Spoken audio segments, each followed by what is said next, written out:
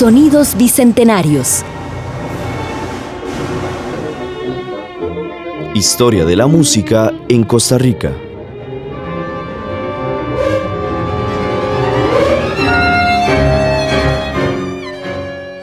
El programa de hoy se titula La historia del himno nacional.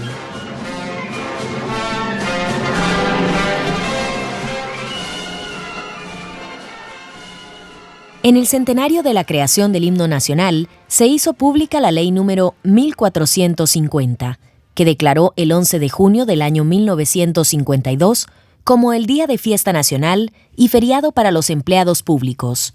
Durante ese día, como se mencionaba en el documento, el pabellón nacional permanecía izado en todos los edificios públicos. Este día, así como toda la semana, se festejó de forma entusiasta.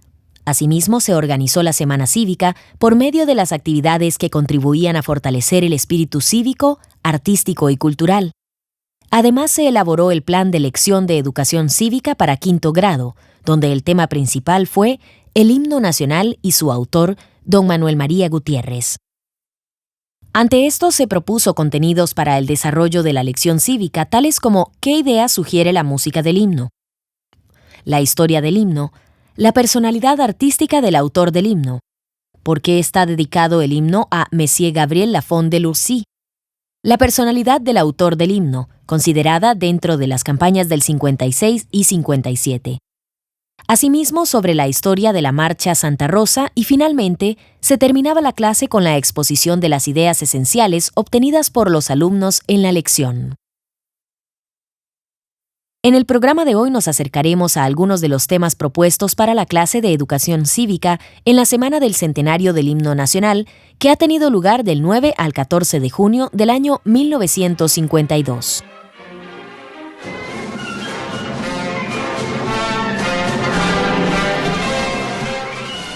¿Y cómo fue la historia de la creación del himno nacional?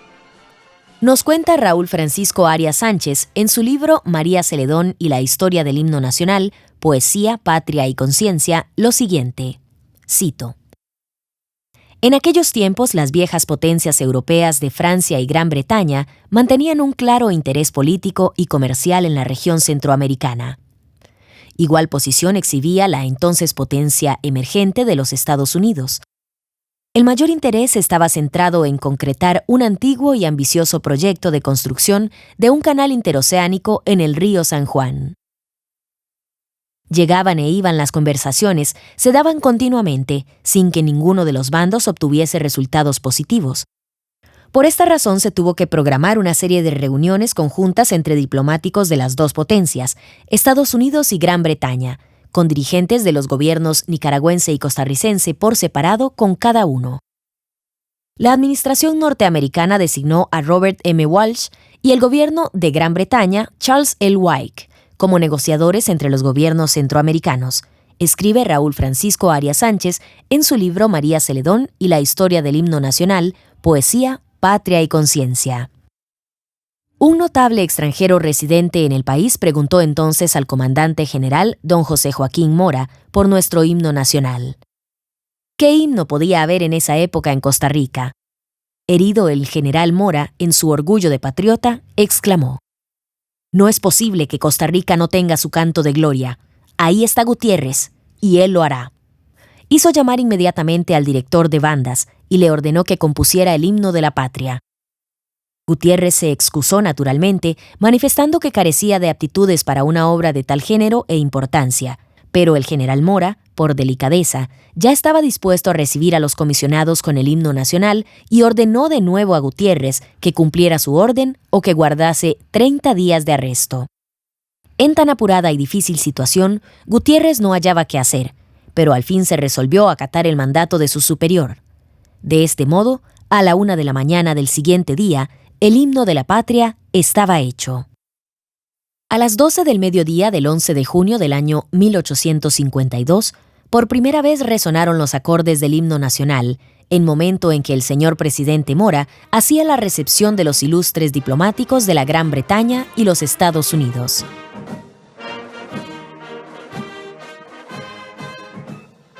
¿Quién es el del billete? Papá, ¿por qué en el billete de 500 colones hay un señor de apellido Gutiérrez? Ay, mi chiquito, ese no es cualquier señor. Vení, sentate y te cuento.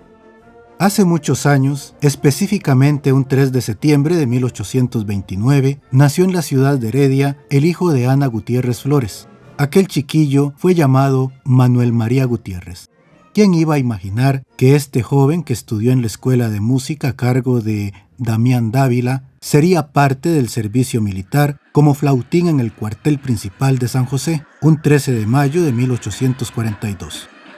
Desde entonces, inició su gran camino en la música y sin detenerse, un año después, sirvió como director de la banda militar de Heredia. 10 años después, la vida demuestra que la suerte acompaña a algunos y la desdicha a otros, pues murió el querido maestro Martínez. Por tanto, Gutiérrez entró a sustituirlo en la Dirección General de Bandas y meses más tarde recibe el despacho para el cargo de la Dirección General de Bandas. Pero la dicha no acaba ahí, pues fue el 11 de junio de 1852 cuando se ejecutó públicamente por primera vez la música del himno nacional de Costa Rica frente a la Casa de Gobierno. Pero el espíritu de este joven no se detenía. Dentro de tantas experiencias, siempre relacionadas a la música, en el año de 1856 sería inolvidable en su vida, pues se halla en la Batalla de Santa Rosa y en el Pelón compone la célebre Marcha de Santa Rosa. Participó de un modo activo en la Batalla de Rivas y fue para el 1 de junio de 1858 que el presidente Mora le concedió el título de capitán, pero el espíritu de seguir más allá en sus conocimientos lo llevó este mismo año a partir hacia La Habana, a estudiar la organización de orquestas y composición con el maestro Espadero. Años más tarde, de vuelta en Costa Rica, organiza las bandas militares de Alajuela y Heredia, lo mismo que las de Liberia, Punta Arenas y San Ramón. Es entonces cuando para marzo de 1864 viaja a Europa en comisión del gobierno para la compra de instrumental para las bandas nacionales. Pero las buenas noticias continuaban, pues se imprimió en esta época la primera edición del himno nacional en Francia y la dedica al cónsul de Costa Rica, Monsieur Gabriel Lafon de Lurcy. Aún recuerdo cuando mamá contaba que Manuel María ascendió a coronel de los ejércitos nacionales. Era ya el año 1883, pero la vida decidió que debía descansar aquel gran hombre, y un 25 de diciembre de 1887, mientras unos celebraban las fiestas de la época, otros lloraban que don Manuel María había cerrado sus ojos para siempre en San José. Pero ya ve, mijito, se muere solo lo que se olvida, y por dicha no le pasó así a don Manuel, porque hasta la fecha es y será recordado. Vea que en 1921 la Municipalidad de Heredia dio su nombre al Parque del Carmen. Luego, para 1923, se hizo una estampilla con su efigie. Es más, se inauguró en Heredia el parque y estatua de él, y hasta en 1952 se bautizó una escuela con su nombre. ¿Ves, mijito? En ese billete de 500 colones no tenés a un señor de apellido Gutiérrez, tenés la imagen del benemérito de la patria Manuel María Gutiérrez, con ocasión de los 150 años de la independencia de Costa Rica.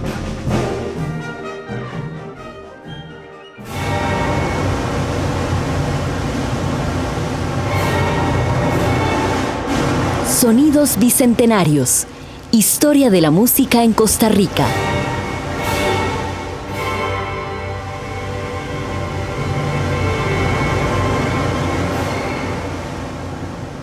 En cuanto a la letra del himno, se conocen 4 versiones. Enseguida, escucharemos a María Isabel Carvajal, quien nos comenta sobre su reciente libro, Los símbolos nacionales de Costa Rica, la otra historia.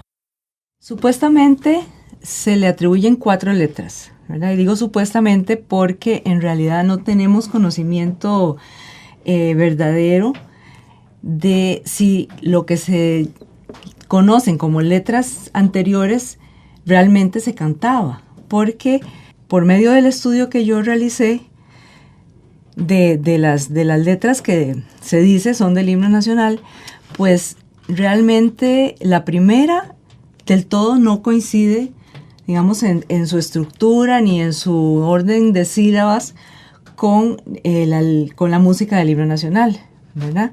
Son estrofas de diferente número de sílabas que no coinciden. Si usted las compara con la música, no coinciden. Entonces, si se cantó alguna vez, tendría que haber sido con otra música que no conocemos. La escribió José Manuel Lleras, que era un colombiano que vivía aquí en Costa Rica, hijo de un político colombiano, creo que fue presidente de la República de Colombia.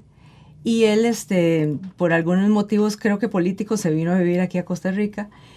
En esa época estaba, digamos, ejerciendo labores políticas el general Guardia. Y como siempre, pues tenía detractores y tenía gente que lo apoyaba. La letra de este himno realmente es como una alabanza al general Guardia.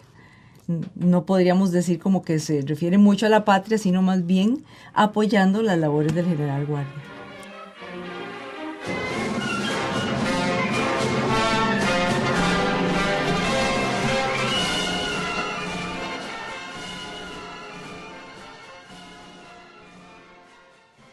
Ahora sí, seguimos con la segunda letra del himno que vamos a escuchar en una interpretación de Fabiola Cordero, nuestra locutora de la radio. Esta segunda letra, ¿qué características tienen y qué la distinguen de la primera u otras? Es totalmente diferente. La primera es una letra muy grande, como de 10 estrofas, y esta otra, bueno, se le atribuye al padre Garita, ¿verdad? Que era un sacerdote en Cartago, que era la capital. Esta letra, primero, es muy pequeña. Y al parecer, el padre Garita era contrario a la política liberal, que era lo que estaba establecido en esa época, segunda mitad del siglo XIX. Entonces, más bien, el discurso de esta letra es totalmente contraria, ¿verdad? Donde habla de ya viene que la paz y el amor a la patria y que tus hijos vivirán siempre como muy felices y muy tranquilos. La segunda letra, si usted la trata de poner o de compaginar con la música, solamente coincide en la primera estrofa, ¿verdad? El resto ya no calza definitivamente. ¿Cómo entonces se cantaba esta letra? Exactamente, eso es lo que yo digo, cómo se cantaba. No tenemos idea si tenía música, porque nunca encontré, en mis investigaciones no encontré, ¿verdad? Así que creo que no sé si tal vez se recitaba o alguna cosa así, pero que se cantara era imposible. Cantaré de la patria querida el honor, libertad y esplendor. Con el alma de júbilo hechida, cantaré de la patria el honor. Ceñiré de la patria la sien inmortal, de laurel y de mirto triunfal. Tocaré con placer el clarín del afán. Honor cantaré a tu gloria y valor en tu faz sin afán, tus hijos vivirán. Siempre unidos gozarán del honor, sin triste desdén animados irán, al glorioso clamor, a la voz de la libertad.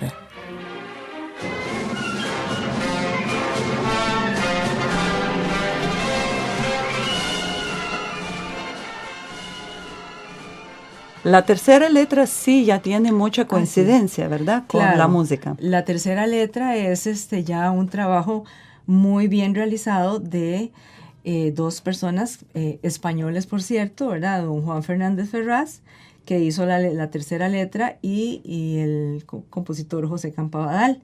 Ellos trabajaban juntos en Cartago, en la Sociedad de Euterpe, y elaboraron esta versión del himno nacional con la mayoría de elementos de Manuel María Gutiérrez, pero en otra tonalidad, en una tonalidad más baja, no en sol mayor como la había escrito Manuel María Gutiérrez, sino en fa mayor, que es un poquito más baja para cantar. Y sí, es una letra muy, muy, digamos, de ideología liberal también, donde se habla de morir por la patria y que la patria es todo, ese tipo de discurso liberal. De la patria el amor nos inspira. Elevémosle un himno triunfal de Tirteo en la bélica lira, celebremos su gloria inmortal. Nuestra voz acordada resuene viril, desde el Ande gigante a la mar, y repiten los valles cual trueno rugiente las bélicas notas del patrio cantar. Desde el bosque sombrío al florido pensil, cuda el eco potente, sublime, ferviente, y al ara bendita, holocausto de amor, las preseas llevemos de gloria y honor. Nuestro hogar defendamos sin miedo a la lid, que el laurel nos espera al vencer. Y si acaso tendidos a tierra caemos, espléndida gloria nos da el perecer. Sobre el campo tendido, a la patria decid, que del bueno el cadáver jamás dejaremos, y al suelo, confiando su cuerpo mortal, cantaremos al héroe el himno triunfal.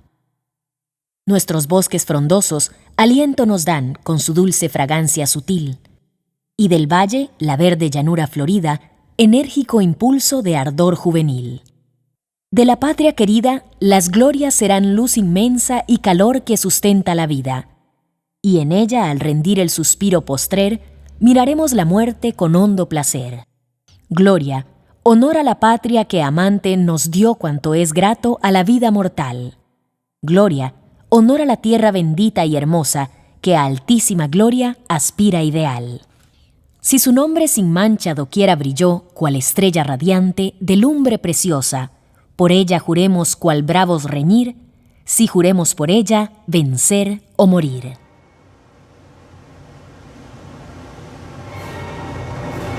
Y ahora sí, vamos a llegar a la letra definitiva, la cuarta letra del himno nacional.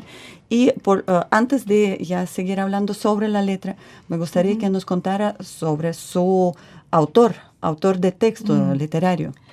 José María Celedón. José María Celedón es una persona importante en su época. Él fungió en varios trabajos, fue diputado, fue poeta, escritor, director de medios y auditor de otros entes gubernamentales. Este señor tenía varios poemas. Uno de ellos me acuerdo que se llama Los Elefantes y otros por ahí, donde habla de la situación paupérrima de los ciudadanos costarricenses, ¿verdad? Donde dice que son obreros explotados, que están esclavizados, que no se manifiestan, que están dormidos, que se levanten, y es muy contradictorio con la letra del himno nacional que él mismo hizo para el concurso. Entonces, para mí eso es un verdadero misterio, ¿verdad? El hecho de que una persona que manifiesta al pueblo que se levante y que está dormido, que se despierte, que no sea esclavo, que no se dejen de la clase, digamos, política, haga una letra que habla solamente de paz y tranquilidad.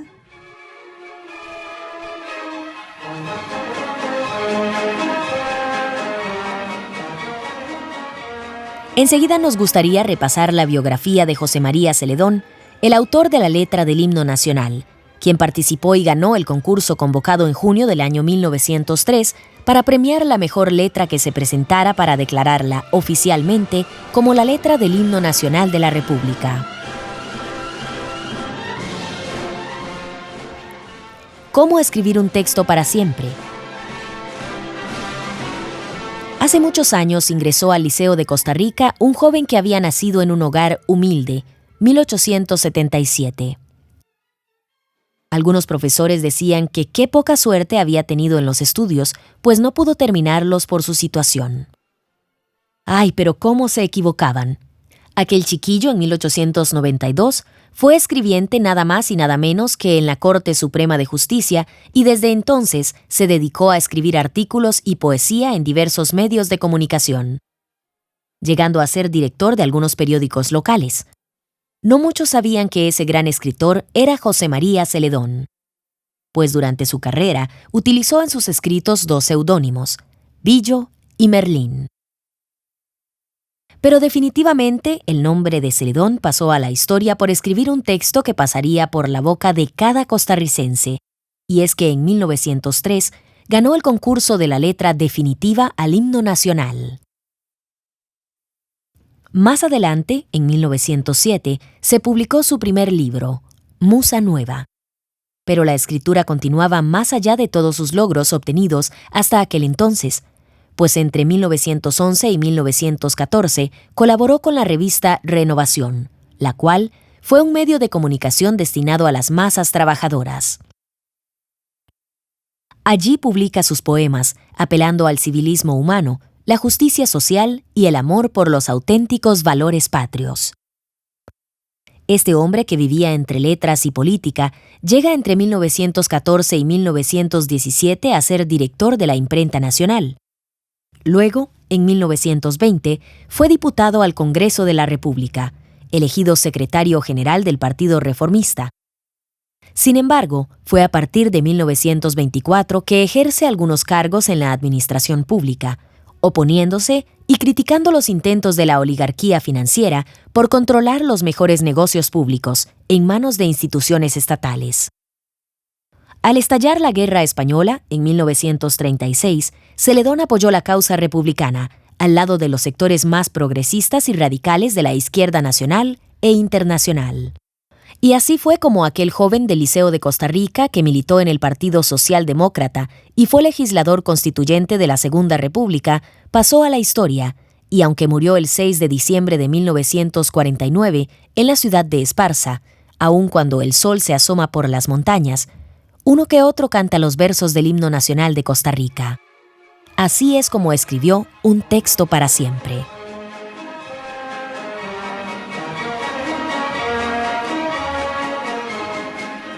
Y nuevamente volvemos con María Isabel Carvajal, autora del libro Los símbolos nacionales de Costa Rica, la otra historia. Usted en su libro está citando las palabras de Bernal Flores, que nos dice: el himno nacional de Costa Rica es la música viril que marcialmente levanta el espíritu costarricense, que no guarda ninguna relación con la paz, el trabajo y el amor. ¿Nos puede precisamente contar acerca de esa contradicción? Es una contradicción totalmente. Primero, sabemos que la música del himno nacional es una música marcial, completamente marcial, elaborada con acordes fundamentales, ¿verdad? Con toda esa serie de elementos, anapestos, anacruza, tonalidad de sol mayor, todos esos elementos que hacen que se sienta la música aguerrida, ¿verdad? Marcial, como fue el pensamiento de Manuel María Gutiérrez, copiado de la Marsellesa, que era, digamos, por excelencia el himno, ¿verdad? O la música, digamos, que movió a otros países también a basar sus himnos nacionales en este tipo de música nacionalista. Se tomó de ejemplo la Marsellesa. Y entonces, ¿cómo es la letra? La letra actual es una letra que no coincide absolutamente en nada. O sea, coincide en que los versos sí encajan con la melodía, pero eso no significa nada, porque hay un discurso aguerrido y marcial en contraposición con un discurso de paz y amor. Entonces, aunque nos hayan dicho desde que nacimos o desde antes que es una letra perfecta y maravillosa, no lo es. No lo es porque no tiene el espíritu marcial que sí tiene la música. Por lo tanto, usted en su libro precisamente está como levantando esa pregunta. El cambio de la letra durante varias décadas, ¿sí? Fue como el cambio de la ideología costarricense. Sí.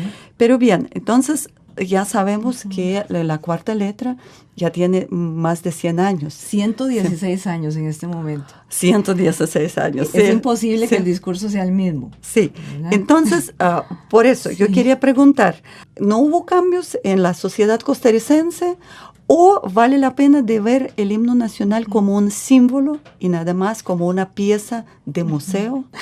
¿Qué posición tiene usted hacia esto? Sinceramente, yo lo que creo es que, bueno, los símbolos nacionales, no solo la música, se usan, ¿verdad? Es como una mancuerna de ideología y educación. Esto se forja en la mente de los ciudadanos y se se asume como algo natural, ¿verdad? No se da pie a que se piense, que se vea que hay más allá o el por qué. Por ejemplo, en el siglo XIX sí cambiaba mucho. Cambiaban las banderas, cambiaban los escudos, cambiaban las letras, ¿verdad? La música siempre la misma. ¿Qué pasó en el siglo XX? No puede ser que nos hayamos estancado como sociedad, pero hay un modelo a seguir, ¿verdad?, que es propio de finales del siglo XIX, ¿verdad?, donde todos estos símbolos nacionales quedaron estáticos, mejor dicho. La bandera, el escudo, que ha tenido unas variaciones pero ínfimas, y el himno nacional con esta letra. Yo lo que pienso es que la música del himno nacional es lo que debe prevalecer. Las letras cambian cuando cambia la sociedad, y si no cambian es porque algo no quiere, ¿verdad? No se quiere cambiar o no quiere dar pie a otras cosas. Pero sí creo que todo lo que se refiere la letra del himno nacional realmente no es concomitante con la realidad nacional. Yo lo que creo que es importante, y fue mi propósito al hacer esta investigación, que fue interdisciplinaria, porque imposible analizar una sola cosa, ¿verdad? Todo tiene que ver, la sociedad es un montón de cosas, ¿verdad? Todos los procesos constructivos de la nación son muy, muy heterogéneos, no hay nada homogéneo, no podemos decir somos así. Esta es Costa Rica, así somos los costarricenses, porque ese es el discurso que no se puede sostener en este momento, ¿verdad? Cuando sabemos que hay pluralidad de pensamientos, de personas, de muchas cosas. Entonces, me parece que cualquier letra que exista puede estar de acuerdo con algún pensamiento, pero en desacuerdo con otros, ¿cierto? Entonces, el propósito mío fue el de ofrecer a los lectores y a las lectoras otras alternativas, ¿verdad? Basado en un estudio serio, realmente muy serio, que las mismas personas que leen el libro puedan pensar, ¿verdad? Cada quien pueda analizar estos símbolos nacionales y los procesos que se han dado, que lo que se dice en los símbolos nacionales, lo que no se dice, que es muy importante, porque la historia tiene dos partes, o muchas partes, no solo una, ¿verdad? Que es, digamos, lo que ha pasado en los procesos educativos, que le muestran a usted solo una cara y no hay esa parte de criticidad. No se enseña a los jóvenes y a la gente en general a pensar más allá, sino que asúmalo así y punto. Y eso pues ya no podemos, ya eso se cae, ¿verdad? En una sociedad moderna y globalizada no podemos simplemente estar pensando de una sola forma. Entonces yo más bien se lo dejo a las lectoras y los lectores que lean el libro y que saquen sus propias conclusiones.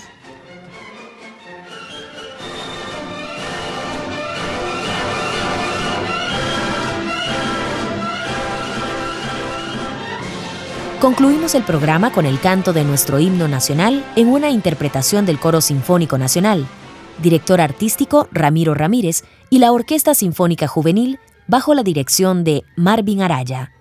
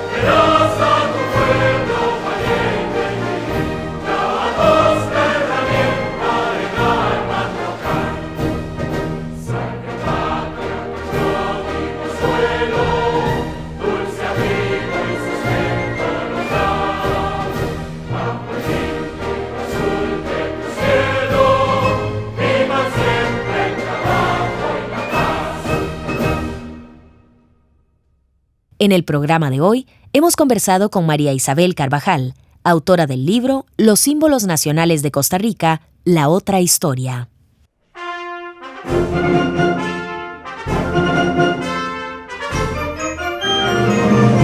La Vicerrectoría de Acción Social, el Instituto de Investigaciones en Arte y las radioemisoras de la Universidad de Costa Rica han presentado el proyecto Sonidos Bicentenarios. Historia de la música en Costa Rica.